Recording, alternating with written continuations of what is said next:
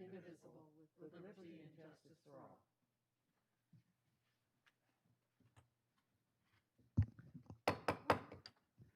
The Clay County School Board workshop for the agenda review, July 28th, 2020, will come to order. I'd like to welcome citizens of Clay County. I want to take this opportunity to thank you for taking this time out of your busy schedule to attend today's school board workshop. This workshop is our opportunity as your elected representatives to collaborate openly among ourselves and make decisions that will decide the future direction of our public schools and the education of our children here in Clay County. There will be an opportunity for the public to ask questions at the end of the workshop presentation. Questions will be allowed. Public comment will not be allowed. If you want to ask a question, please fill out a comment card and hand that card to a deputy. Questions submitted prior to noon today via the comment link on our website will also be addressed during the public question portion of this meeting. Your participation is welcomed and appreciated. Number one, review draft agenda for the regular school board meeting to be held on August 6, 2020. Mr. Brodsky, it's all yours.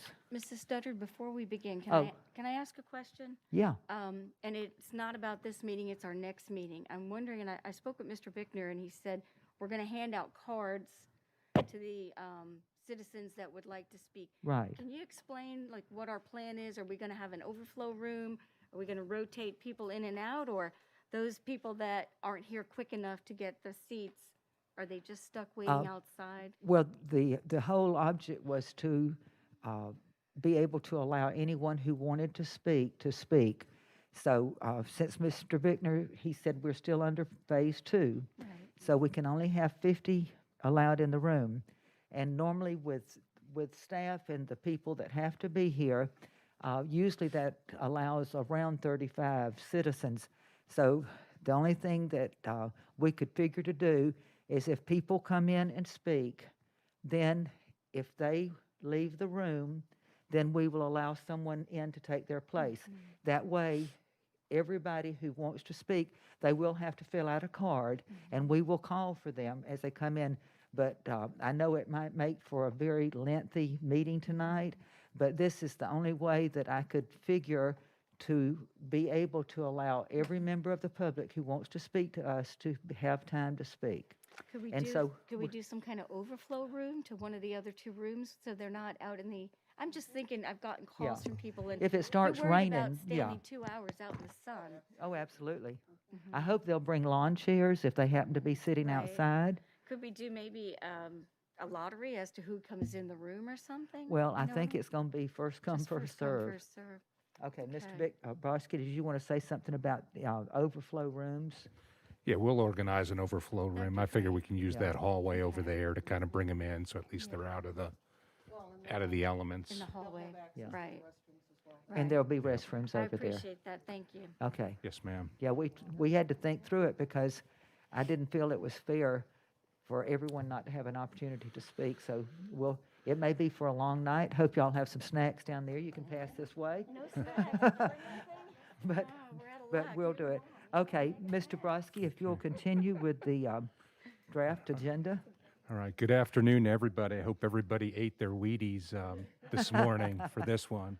Just want to remind everybody that after this meeting, we're going to do an executive session prior to the 5 o'clock meeting. So just to kind of go over the actual agenda, C1 is minutes from the workshop, and that's the usual minutes. C2 is the personnel consent agenda. C3 is the daily hours for teachers and students. The attachment will be attached. It probably should have been done last month.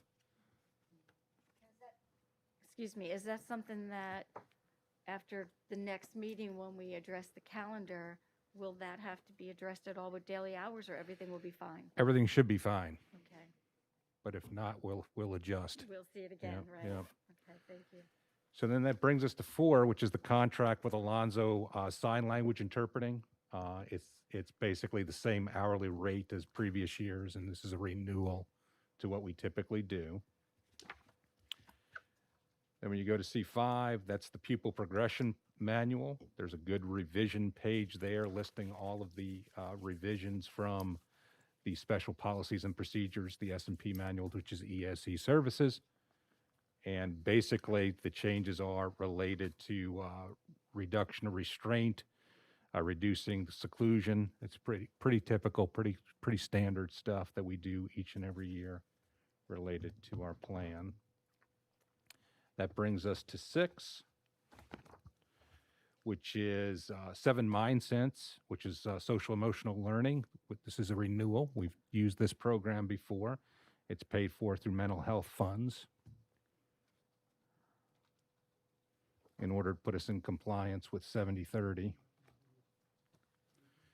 The next one is Suite 360, which is another mental health program. This is a new one, but it also helps us with instruction related to mental health, substance abuse, child trafficking, and other items that are within the statute, within the 70/30 statute. The total cost on that is $47,000.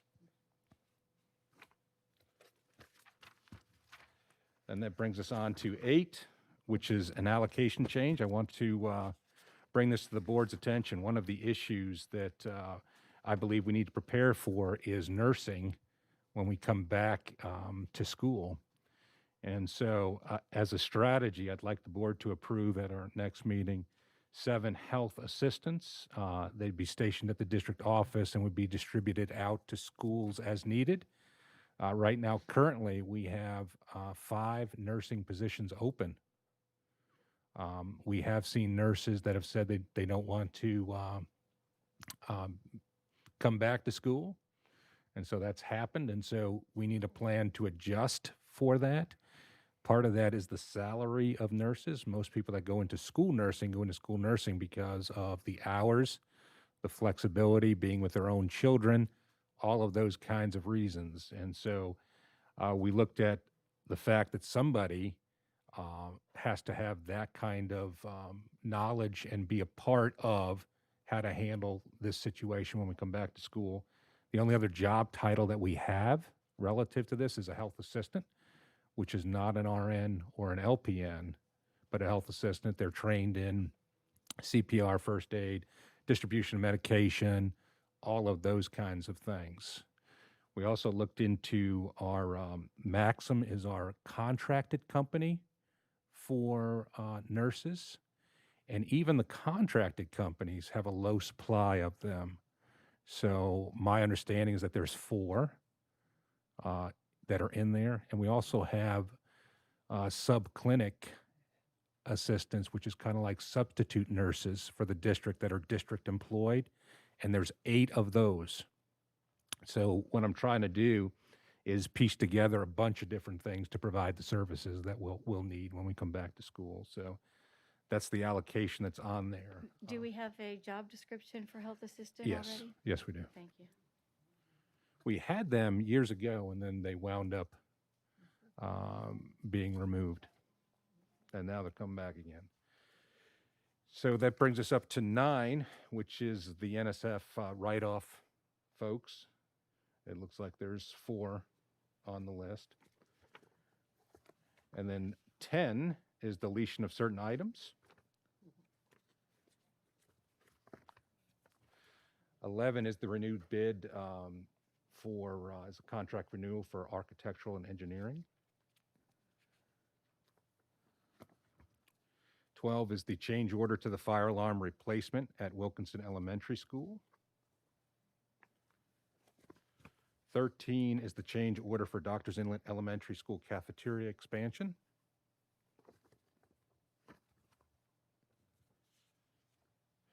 Then we have Tynes Elementary School new classroom addition. Then 15, substantial and final completion, Keystone Heights Elementary School replacement and repair, building 10.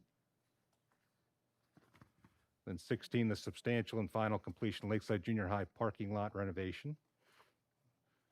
I was there, it looks beautiful, having gone there before. Then D1 is the resolution condemning racism. Okay, that's our first discussion item. And Mr. Bickner has attached that to the backup. And just want to say thank you, Mr. Bickner. It's exactly what I was looking for. Thank you. D2 is special action. There's none. D3 is student progression plan. There is a rationale. It's the public hearing for it. We've already approved for advertising. Quite a few changes, most of it grammatical. There's a good summary sheet that's embedded within that document.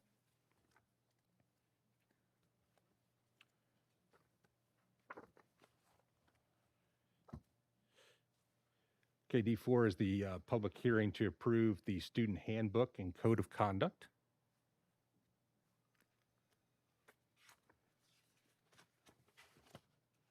Again, there's a revision page right in the front.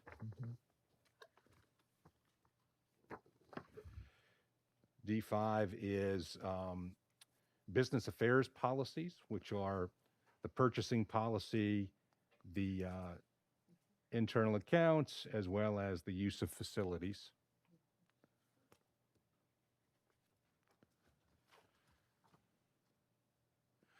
And then D6 is the internal accounts on its own manual.